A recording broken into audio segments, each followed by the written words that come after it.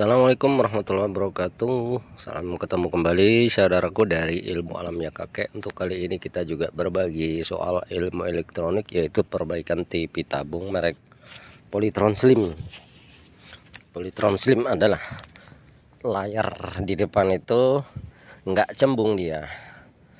Ya namanya TV tabung juga ya, kalau Slim itu TV tabung, tapi dia di depan itu datar gitu. Jadi inilah mesin Polytron Slim. Kerusakannya tadinya meledak aja, ini power supply-nya ini meledak aja. Ini bagian power supply-nya ya. Kita telusur tadi mulai dari komponen ini, kita periksa tadi kan. Ini nampak gosong ini ya, yang namanya sekringnya ini gosong, bolak-balik meledak. Ini apa gitu. Udah saya telusuri bagian power supply-nya, bagian primer ya, primer apa sekunder gitu ya. Kita telusuri tadi bagian ini, yang bagian tegangan tingginya semua udah kita peta nih sampai jelimet gitu. Ini transistor 1815 sudah kita periksa bagus, dioda ini kita periksa bagus, terus dioda bagian bawah ini kita periksa bagus semua. Bagian ini optocouplernya kita periksa bagus. Jadi di mananya gitu, udah 2 kali saya coba pasang 7N65 nya atau MOSFET bagian power supply nya, udah kita ganti 2 kali tetap meledak aja. Udah mulai membingungkan. Ini bagian outputnya juga udah saya periksa tadi ya, jadi udah mulai membingungkan. Nah ini ya, apa sebenarnya gitu. Saya coba tadi udah pakai gacun ini, bagus deh outputnya. Nah, berarti permasalahannya adalah di bagian sekunder ya, di bagian sekunder, bagian masukkan tegangan tingginya gitu saudaraku. Di bagian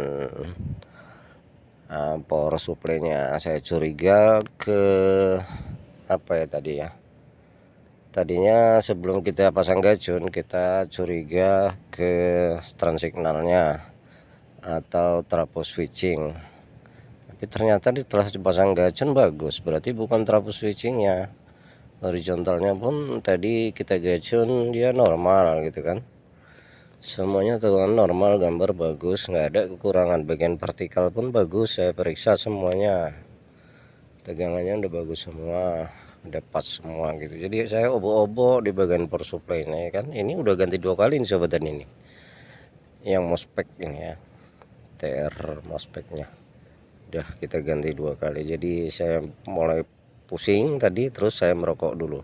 Ini dia MOSFET-nya sobat, merokok dulu sebatang 2 batang sambil berpikir, oh ternyata ada yang luput dari pemeriksaan tadi, ada yang luput dari pemeriksaan.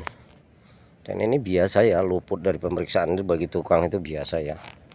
Udah telusur, bagian kaosnya udah juga, bagian dioda jambatannya udah juga copot satu-satu,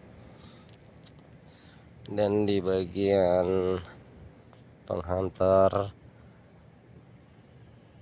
ke bagian, maksudnya bagian elko tegangan tinggi yang 450 volt udah. Dan ini tadi sobat, inilah biang keroknya ini nih. Ini adalah sejenis lilitan, itu kodenya L itu ya. Tadi nilainya itu 390 ya, itu oranye, abu-abu, coklat itu nilainya itu tadi. Jadi saya carikan di kanibalisme atau komponen L2S ya.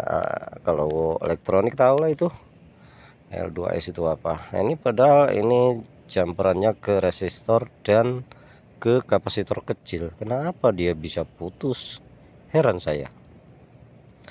Tapi memang kenyataannya begitulah ya, bisa putus ini lilitan ini yang menuju ke transignal,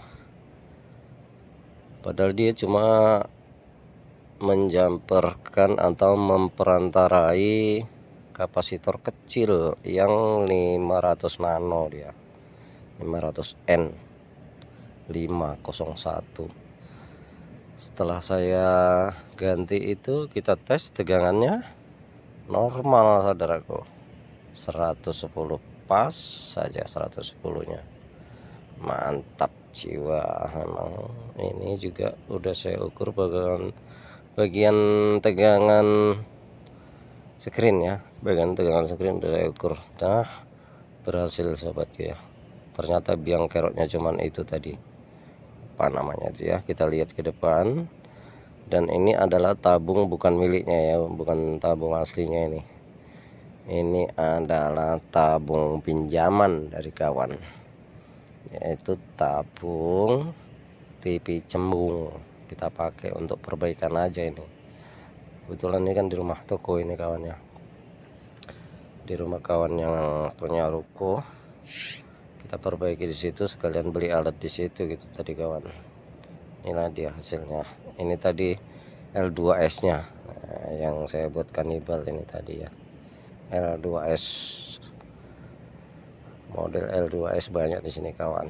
Oke ya, semangat selalu ya buat para elektronik, sobat-sobat elektronik. Itulah tadi pengalaman pribadi yang udah saya bagikan, mudah-mudahan bermanfaat. Dan tidak lupa ilmu alam ya kakek, salam buat YouTuber pemula.